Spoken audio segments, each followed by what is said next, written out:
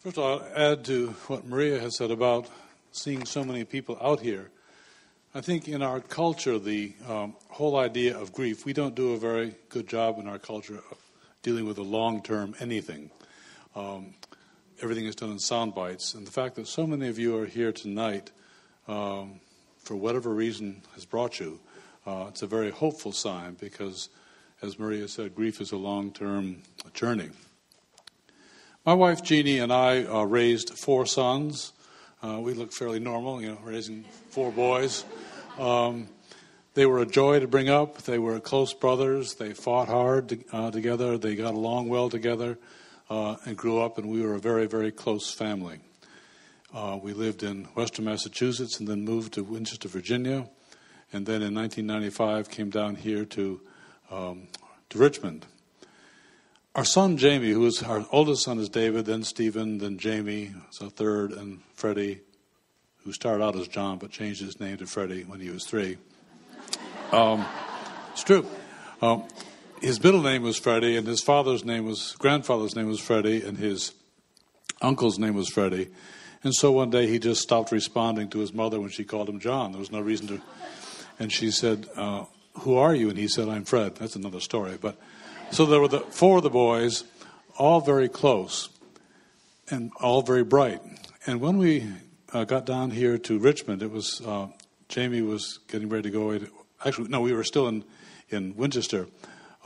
Jamie was not really making plans to go to college, and we couldn't figure out why. He was very bright, got good grades. And finally he announced to us at supper one night he wanted to go into the Navy. And he'd been talking to a Navy recruiter, and I'm thinking, this great mind, why not go to college? Well, he was going to study nuclear power. And so he went to the Navy, and after 3 years in the Navy, decided that he really did want to go to college. He was a young 18 when he graduated from high school, and he matured in boot camp and in the Navy into a fine young man. But then decided he wanted to go to college. So he was accepted at the new Virginia Commonwealth University School of Engineering. He would have been in their first class, graduating class. When Jamie was in the Navy, we brought our children up. I grew up on Friendly Ice Cream restaurants in New England. That's a famous restaurant chain in New England, and there were a bunch in Richmond. Now there are a few of them. And so Jamie was in the Navy. He would work in Friendly's to earn money. And when he got out of the Navy, he applied for a job at the Friendly's out on Patterson Avenue and decided he wouldn't go to VCU until the fall. He needed some time to prepare, just get ready to go back to college. On the night of January 30th, 1997, he had told me a few days earlier that one of his colleagues at work had been fired for insubordination. And he had given him a ride to work several times. On the night of January 30th, 1997, Jamie also worked at the Richmond Development Center, Child Development Center, part-time in the afternoons, and then he would go to Friendly's at night. My wife, Jeannie, taught then at the same school, and she was in charge of substitutes that night. And Jamie called from work, and he said, "Mom, I'm really, really tired, but if you need a substitute tomorrow, I can come in." And then he said, "I love you, Mom." And Jeannie said, "I love you, Jamie." She hung up the phone, and that was about 10:30. 12:42, the phone rang, and I answered it. And this voice said, "This is the trauma room at MCV Hospital. I need to talk to a parent of James Knight." And I could just feel that cold chill. And I said, "What has happened?" She said, "There's been a shooting." Well, we don't have guns. None of Jamie's friends have guns. I couldn't imagine. He was at work, and I looked out. His car wasn't home yet. And she said, "You need to come down, but you need to come down with someone." So Jeannie and I drove down. We called and we met with some friends who met us down there.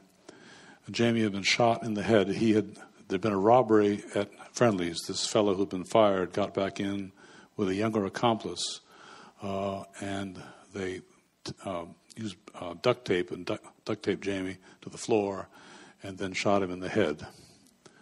They called the rescue squad. The rescue squad was able to revive him enough so that he was able to be an organ donor. He lived to the next morning. So we went down to the emergency room and were told that our son was mortally wounded. And at that moment, our life was turned upside down forever. And then began the long journey thereafter. I guess we can get into some of the details later, but that's Jamie. Jamie died the next day, January 31st, 1997, the victim of a gunshot wound in a country where gun violence is all too prevalent. Thank you, David. That's great. Meredyth, do you want to tell your story next?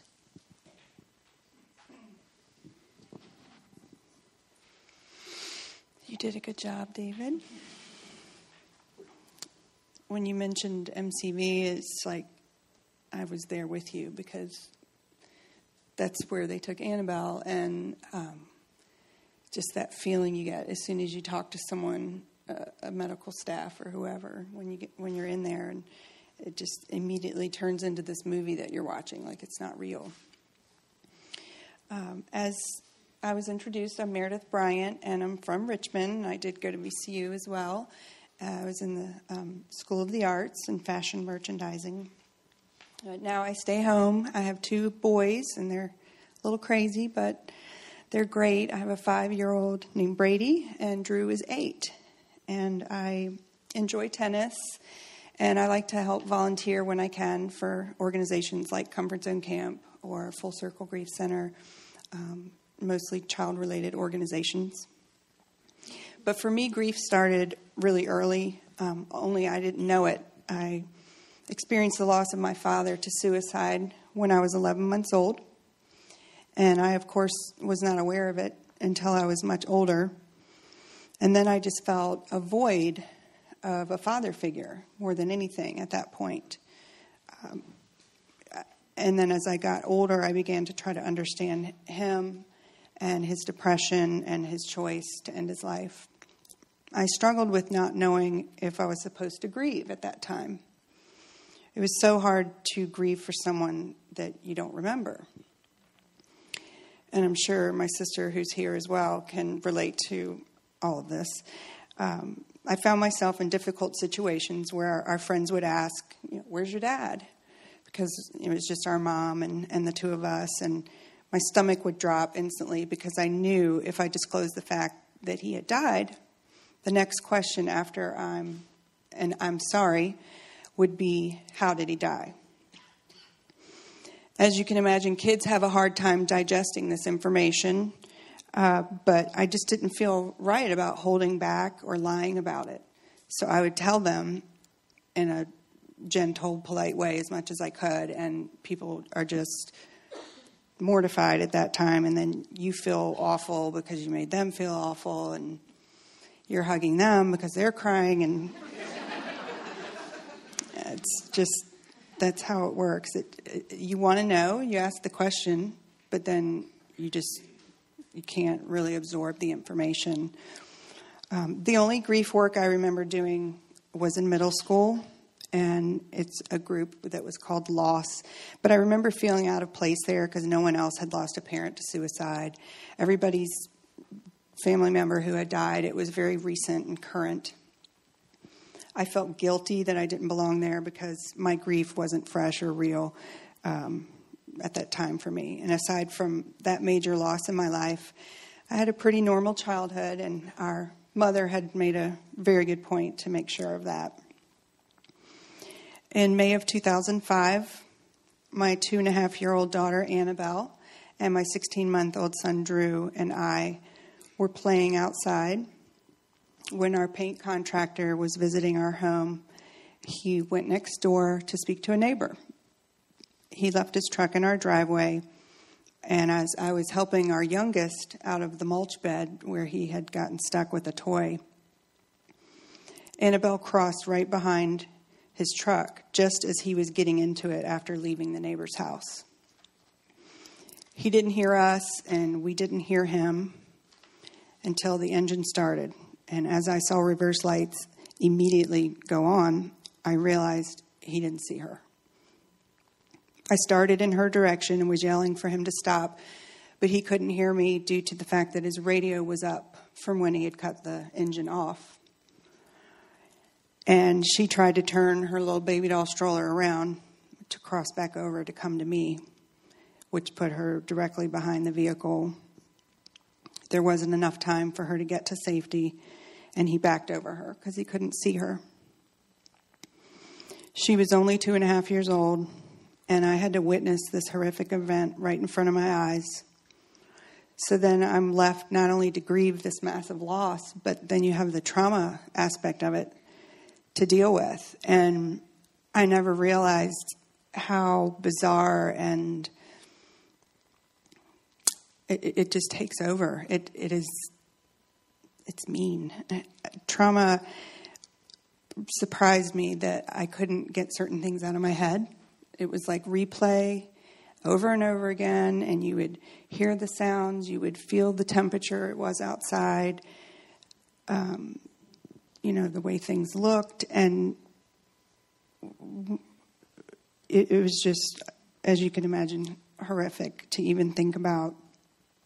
The community supported us immediately and still do. Everybody still remembers her birthday and the day when she died, and we get outpouring of cards and flowers and letters and balloons, and we've had different events where they named the playground she loved after her. And my husband and I immediately began seeing an amazing grief counselor, and she walked us through all the parts of grief and let us talk and confirm that the things that we were feeling were normal. There's all different things that you feel, and you just question, why am I feeling this way? And now why am I mad when yesterday I was sad? And then she also recommended plenty of publications that helped us through our journey of grief. So we started reading, and we spent many years in counseling together. And then I went by myself for a few years after that. I went weekly, and then I started going twice a month. And then I started going on an as-needed basis. And she's here tonight as well. I won't point her out, though, and embarrass her. But I always emphasize how important it is to get the help that people need and to talk about it as much as possible. Getting the toxins out, or it's like poison if you keep it in, because most people, when something like this happens, they just don't even want to say anything. And especially with trauma, I felt bad, like I was going to burden someone with the details because of what I had witnessed was so horrific for me. I didn't want someone else to have to think about that. But they said, no, you have to tell me, keep telling me, tell me again, keep telling me. And I was taught the more I told the story, the easier it would get. And I also had a special therapy that I went through called EMDR, and that's a whole other subject. But that helped my brain to reprocess the event so that it wouldn't stay so fresh in my head and stay on replay. It's a type of therapy that some war veterans can use for their trauma or post-traumatic stress disorder, and it really was effective. It helped me to you don't forget it at all, but it helps you to just process it differently so that it's not there right on the tip of your tongue every time you want to speak. Grief is hard enough as it is, and I always tell people, I don't recommend taking it on yourself. Life continues on whether you want it to or not, and I felt like I was making a healthy decision for myself by working through the grief because I didn't want to be miserable for the rest of my life. Since then, I've lost my mother to suicide and my father-in-law unexpectedly. All of this occurred 3 years in a row. After the death of my daughter, I started a nonprofit organization with my friends and family called Annabelle's Angels, and we focus on preventing back-over accidents from happening by educating people about how bad the blind zones are behind vehicles. We've done many interviews and news articles and events. I even got to go to L.A. and appear on a show called The Doctors, and that was aired in July on Fox. And that was great because I knew it was a nationwide opportunity to speak about this preventable accident. Channeling something so tragic through doing something good has helped me as well in so many ways. Yes, there are plenty of days where I want to just be the grieving mother and not feel like I need to tell everybody about it. But for the most part, it is rewarding to think that we may have saved at least one child from dying from such a preventable accident. Thank you for listening and for coming tonight. Thank you for sharing so much. Thanks so much. Matt, you have a story to tell. Yes, I have a different look at grief. I was raised by my parents got divorced when I was a very young kid, 6 years old, so I don't remember my parents together. I always say that was kind of a benefit. I was raised by two really focused single parents, so I feel like I got a lot of attention from both. Regular childhood, went to college, had a good time, got out of college, continued to have a good time, which was the problem. And I was 24, just tearing it up. I was traveling out west and had quit. I got a great job, hated it, quitted it, and had a beginning of a cluster of losses. My grandfather died very unexpectedly, and I was bummed, but I was like, whatever, your grandparents are supposed to die, and I left. And I was partying out west, and I was actually living I was on the 7th floor of Caesar's Palace Casino in Lake Tahoe, Nevada, and loving every minute of it, and got a call, said, come home, your dad's sick. And flew home that day, and I'll never forget, my dad was definitely a character, and we were at Henrico Doctors, and we were there for the test, and they pulled up the x-rays, and you couldn't see his left lung, and they said, that's a tumor, like it's supposed to look like this, and the whole left lung was collapsed. It was a big tumor, and the right one was the size of a softball. And I'll never forget my dad saying, he goes, well, what are my options? And the guy goes, man, you got 4 or 5 weeks max, like say goodbye to your family, and, tie up the loose ends. And the doctor said, we were at Henrico Doctors, and he goes, we can make you really comfortable here, and you can just live out your life here. And he looked at the doctor really angry. And he goes, I've spent my entire life trying to stay out of the West End. I'm not going to die here. And he said it a lot more colorfully. And the doctor was just shocked, and we called hospice, and we were back in Churchill the next day. And he did die at home. 4 weeks later, he died at home. And I quit my job the next day and stayed with my dad and just kind of hung out with him. And mine was a different situation. I got to say goodbye. So I got every night. I said goodbye, assuming he was going to die that night. And I said goodbye every night. And it was awesome. I mean, I knew what my dad thought about me, and he knew what I thought about him. And even my mom came over to say goodbye, and she helped my brother and I, and it was a very joyous loss. I mean, we say goodbye. And the last night, he kind of came to and said everything you'd want to hear as a son. And it was awesome. And he got to say goodbye to his mom. His mom had come in, and he said goodbye to her, and he said goodbye to my brother. And he said, I'm going to go to sleep now. I don't think I'm going to wake up. And he laid his head down, and he never woke up again. And all of his buddies came. We had a huge funeral, and it was really joyous. It was awesome, to be honest. And so I was on a real high from being able to say goodbye so positively. But it was really just a 5-week window of positive is all it really was. Then it was back to the casinos. And then very quickly, my mother's husband died. My stepfather died 6 months later. Then my other grandfather died. And then my grandmother died a year to the day that her son died. So I lost 5 very quickly. Dad, stepfather, both grandfathers, and my grandmother. And best way to deal with the grief was to drink and gamble. And I got deep into it, really deep into it. And, they always tell you don't make any big decisions. And so I quit my job, called off my wedding, and just partied. And made all the really bad decisions. One person who was also in this room, she just planted the seed. She said, "You're having a rough go. This loss of your dad, you may want to think of this place called Comfort Zone." And I printed out the application. It looked really cool. I put it on my table, and I didn't go. And every year I'd look at it when I clean up my bills. I'd look at it, and I'd say, "I'm going to do that this year. I'm going to volunteer." And I didn't. And didn't do any kind of – I just drank a lot, to be honest, and partied a lot. And just got deeper into it, and finally came home, ran out of money. Came home, and my mom had moved back because her husband had died. She was living in England, and she lost her visa when her husband died, so she got shipped back home. So my mom and I were just kind of stuck together in this house, and last time I'd been with her, I was a kid, and now I was really messed up, and it was just really awkward, us living in this house together. And she said, "Hey, I heard about this Comfort Zone place. You should go volunteer there." And I was like, "Yeah, I've heard about that too. I'm gonna get to that." And just really never was lost. Couldn't figure out my job. Couldn't figure out grief. Couldn't figure out anything. And one day I met a kid. I was trying to run a marathon, trying to get. That's a sign, I tell you, man. I feel good about this. Must be doing good.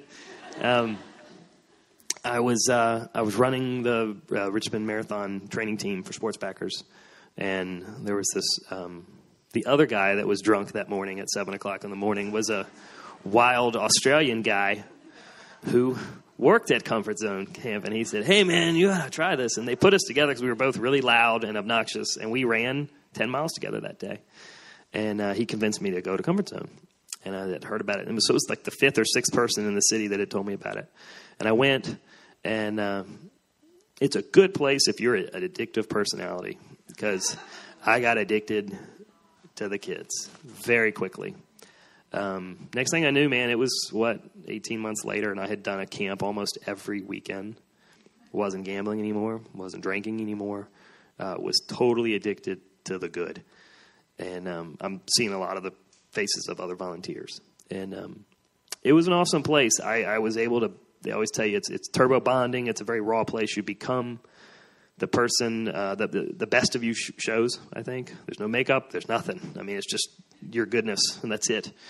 Which, for me, it was a great place. And I was sitting in healing circles. I had the dude and Kurt, and anybody who knows these people around town, they're amazing, amazing therapists. And I was able to watch these kids, and as you and I were talking, I didn't know until 5 years later, my therapy was all these 10-year-olds talking about losing their dads. I mean, I was stuck in that, 24/7, 3 days every week. I mean, I would go to California, I would go to New Jersey, wherever there was a camp, I was in. I would go. And it was awesome. And I was broke, obviously, and I asked my grandma to let me clean out her basement. She hadn't cleaned anything out since my grandfather died. And she started just fighting, really fighting, not letting anything go. And it was kind of a little quick aha. I was like, oh, I'll try one of these things that I have no formal training, by the way, as far as therapy. And I was like, I'll just, as you shouldn't do, I'll just try what I've seen the dudes do. And I started asking her questions about the items, about my grandfather, instead of telling her to get rid of the stuff. And very quickly, we emptied her basement. And we were telling stories about growing up in Richmond with my grandfather. And it was that quick aha. I was like, oh, this is not about the stuff. It's about her loss. And the next day, her best friend called from next door. And then all these girls from her Mahjong group all called. And by the end of the week, I had cleaned all their basements. And all I had done was all I'd done was just talk about their spouses that they had lost. And I was like, man, it's just grief. They're missing something. Fast forward, I met my now wife at Comfort Zone. She was another volunteer. We now have a 3-year-old and a 1-year-old. I'm now that little sample of asking questions turned into a really big career for me. I'm on TV every week helping the messiest homes in the country. It's no different. They lost something. They're grieving. It's the same thing. It's just really ramped up. And I deal every week. If I show up at your house, it's your rock bottom. Like you don't want me at your house. But every time my job is to hang out, really get to know them, turbo bond, and find out what the loss was. And we talked on the phone. It could be anything from an actual loss or the loss of a childhood where they raped, or it could be really awful things happen, but there's always a trigger. And I've always been a believer of, things happen for a reason. But, if my dad hadn't died and really kicked me into that horrible 2 years, I wouldn't be doing what I'm doing. And so for me, I really come back to grief as an awesome thing. I mean, my dad dying has allowed me to help literally hundreds of thousands of people, and through TV, through a book, through whatever. But I mean, grief has given me the power to relate to so many people and to understand it. And for me, it's such a very powerful thing. Am I fully grieved? I don't know. I'm afraid when this whole carousel stops, I might really lose it and really start to grieve. I don't know. But I got a family out of it, man, and that's really awesome. So for me, I actually, when I wrote my book, I put it in the foreword. I thanked my father for dying and for giving me the opportunity to have a life. And I really meant that in a good way. My dad really changed a lot of lives by dying, but my editor took it out. They said it was really weird, so I didn't get to do it. But I think for everybody here, I mean, I'm definitely still at the beginning of my journey, but it's amazing how powerful and positive that can be, I think.